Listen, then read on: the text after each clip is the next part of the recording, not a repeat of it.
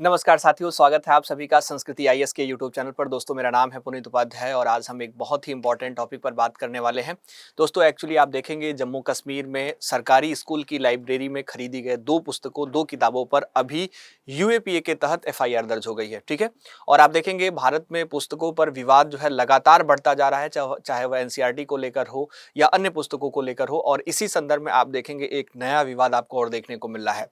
दोस्तों, इसको हम बहुत अच्छे तरीके से समझेंगे कि यह विवाद क्यों हुआ है और इससे जुड़े हुए व्यक्ति कौन हैं और मुख्य रूप से उन व्यक्ति से संबंधित जो विवाद है वह क्या है, और साथ ही साथ हमारे एग्जाम के पॉइंट ऑफ व्यू से यह कैसे इंपॉर्टेंट हो जाता है टॉपिक। यूएपीए जो कानून है इसको हम बहुत अच्छे तरीके से समझेंगे। इसके संदर्भ में जो धारा यूज करी गई है उसके बारे में हम बात करेंगे। तो इन सभी महत्वपूर्ण पहलुओं पर हम आज के अपने सेशन में चर्चा करने वाले हैं।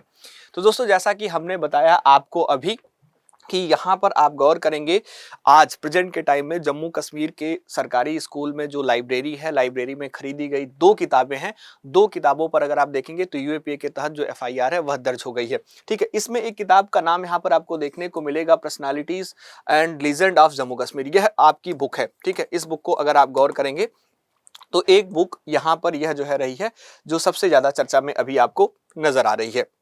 दोस्तों, अगर हम बात करें तो ध्यान रखिएगा, जो मुख्य रूप से इसमें आप देखेंगे जो विवाद है वह है कि मुंबई हमले के मास्टरमाइंड आतंकी हाफिज सईद का नाम आप लोग जानते होंगे, इससे जुड़ा हुआ है। और अलगावादी नेता जो मकबूल भट्ट हैं, इन 2 लोगों को इस बुक में महान हस्ती बताया गया है और इसी के संदर्भ में जब आप देखेंगे तो यह बहुत अच्छे तरीके से विवाद आपको देखने को मिल जाता है।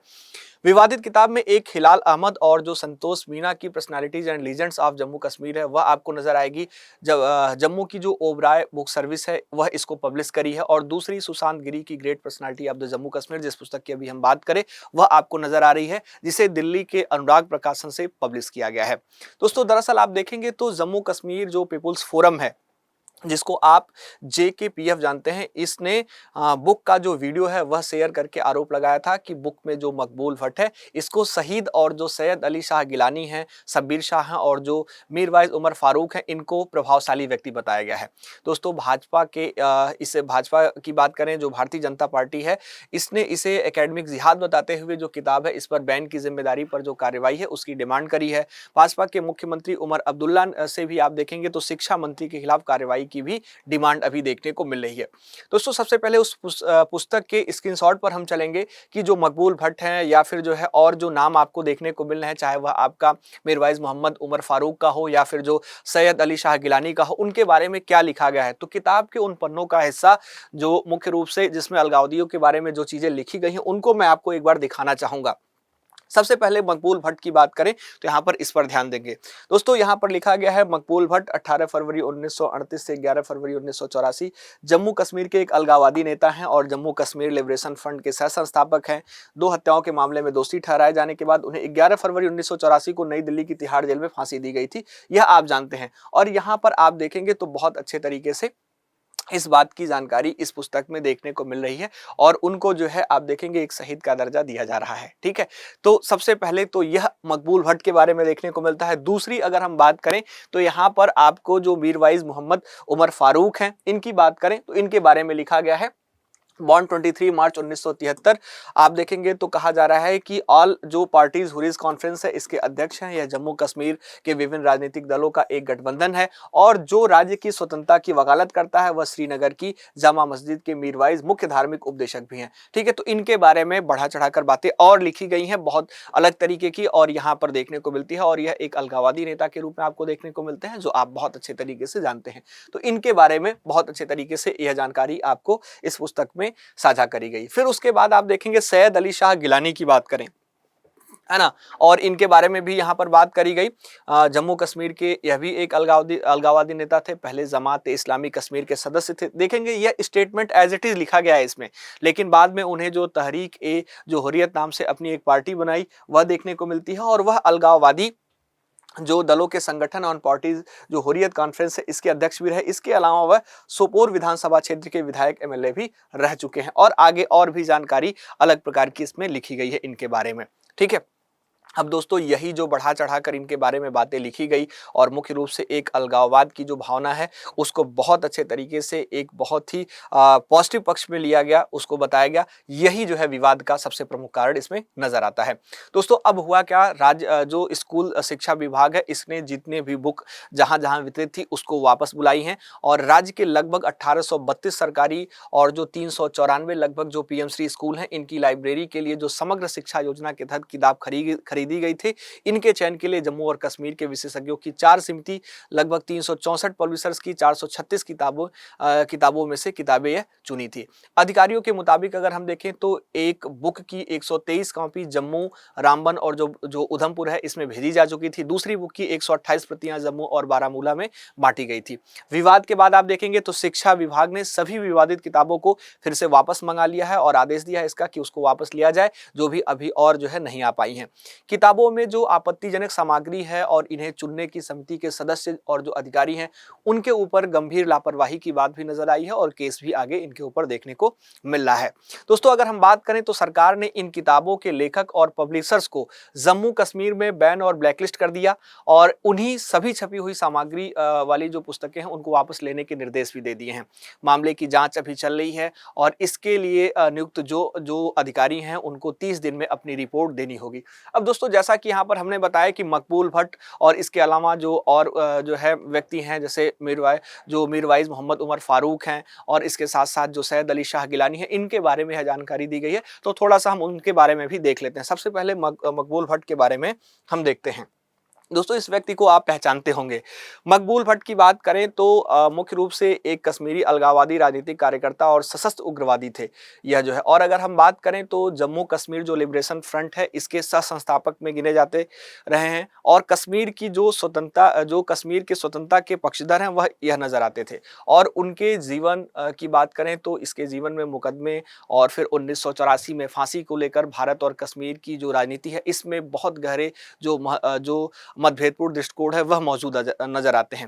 दोस्तों अगर इनके राजनीतिक गतिविधियों पर इसके नजर डालें तो 1960 के दशक में भट्ट ने समान विचारधारा वाले जो सहयोगी हैं इनके साथ कश्मीर की स्वतंत्रता के उद्देश्य से आप देखेंगे तो संगठनात्मक कार्य शुरू कर दिया था। और पहले जम्मू कश्मीर जो नेशनल लिबरेशन फ्रंट है इससे यह जुड़ा हुआ था और फिर बाद में इसी आंदोलन से आप देखेंगे जम्मू कश्मीर लिबरेशन फ्रंट का विकास होता है और संगठन ने समय के साथ आप देखेंगे तो राजनीतिक और जो सशस्त्र दोनों प्रकार की जो गतिविधियां हैं वह अपना लेती हैं। दोस्तों 1966 की बात है। 1966 में भारतीय सुरक्षा बल हमारी और इनके साथ एक जो है मुठभेड़ होती है और उस मुठभेड़ के बाद इनको गिरफ्तार कर लिया जाता है और एक पुलिस अधिकारी की हत्या के मामले में दोषी इसको ठहराया जाता है और फिर आगे मृत्युदंड दिया जाता है। हालांकि आप गौर करेंगे तो सन 1968 की अगर हम बात करें तो 1968 में यह जब जेल में बंद होते हैं तो वहां से भागकर पाकिस्तान चले जाते हैं और बाद में आप देखेंगे भारत लौटने पर पुनः इसको गिरफ्तार किया जाता है इन्हें और फिर आप देखेंगे जो इन पर जो है पूर्व का जो मृत्युदंड है वह प्रभावी रहता है। 6 फरवरी फिर 1984 का दिन आता है।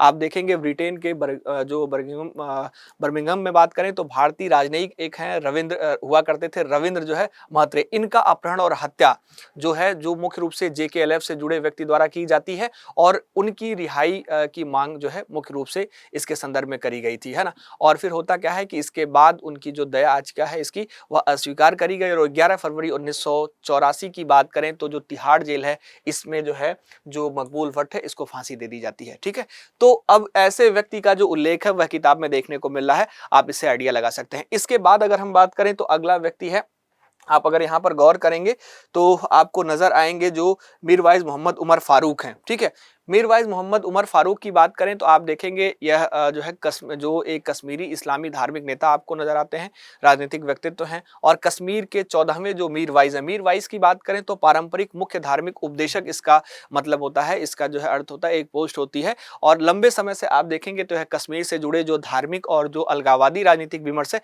इसके प्रमुख चेहरे के रूप में नजर आते हैं। दोस्तों मीरवाइज की बात करें जो है तो मीरवाइज की उपाधि कश्मीर में एक ऐतिहासिक धार्मिक पद जो है जिसके धारक श्रीनगर की जो जामिया मस्जिद है, इसमें पारंपरिक रूप से शुक्रवार का जो खुतबा होता है, जो उपदेश होता है, उसको देते हैं। और 1990 में उनके पिता जो है मीरवाइज मौलवी मोहम्मद फारूक की हत्या के बाद आप देखेंगे तो 17 वर्ष की आयु में यह पद इसको विरासत में मिल गया था। अब इसके राजनीतिक गतिविधियों की बात करें मीरवाइज मोहम्मद फारूक की, तो आप ध्यान रखिएगा उमर फारूक जो ऑल पार्टीज हुर्रियत कॉन्फ्रेंस है, इसके उस धड़ से जुड़े रहे हैं जिसका नेतृत्व उन्होंने वर्षों तक किया है। और यह संगठन आप देखेंगे तो जम्मू कश्मीर के भविष्य पर भारत सरकार की नीति से असहमति रखने वाले जो विभिन्न अलगाववादी समूह हैं, इसका गठबंधन रहा है। और समय समय पर भारत पाकिस्तान और जो कश्मीर प्रतिनिधियों के बीच आप देखेंगे तो संवाद के माध्यम से आप देखेंगे तो इन्होंने जो समाधान की वकालत है वह भी करते रहे हैं। हालिया घटनाक्रम की अगर बात करें इनके संदर्भ में, तो आप ध्यान रखिएगा अगस्त 2019 का दिन, अगस्त 2019 में जम्मू कश्मीर का विशेष दर्जा समाप्त किए जाने के बाद लंबे समय तक इनको जो है घर में नजरबंद रखा गया। सितंबर 2023 में इनकी रिहाई होती है और फिर उन्हें श्रीनगर की जामिया मस्जिद में सार्वजनिक धार्मिक संबोधन यह देना स्टार्ट करते हैं। और इसके बाद भी उनके सार्वजनिक कार्यक्रमों और आवाजाही को लेकर समय समय पर जो विवाद है, जो प्रशासनिक प्रतिबंध है, इसकी खबरें आती रहती हैं। और आप देखेंगे बहुत अलग तरह का जो भड़काऊ भाषण है वह जो मीरवाइज मोहम्मद उमर फारूक है यह देते हुए आपको नजर आता है। ठीक है, तो इसके बारे में बहुत अच्छे तरीके से ध्यान रखिएगा, इसका भी उल्लेख इस पुस्तक में किया गया है, जैसा कि हमने पहले ही आपको बता दिया। एक नाम और है जो बहुत महत्वपूर्ण है और वह नाम है सैयद अली शाह गिलानी का। ठीक है, सैयद अली शाह गिलानी की बात करें तो मुख्य रूप से जम्मू कश्मीर के एक कश्मीरी अलगाववादी नेता के रूप में इसको भी आप जानते होंगे और कई दशकों तक कश्मीर से अलगाववादी राजनीति के प्रमुख चेहरों में रहा है। विशेषकर ऑल पार्टीज हुर्रियत कॉन्फ्रेंस की बात करें तो इसके कट्टरपंथी धड़ और बाद में आप देखेंगे तो तहरीक हुर्रियत के नेतृत्व का जो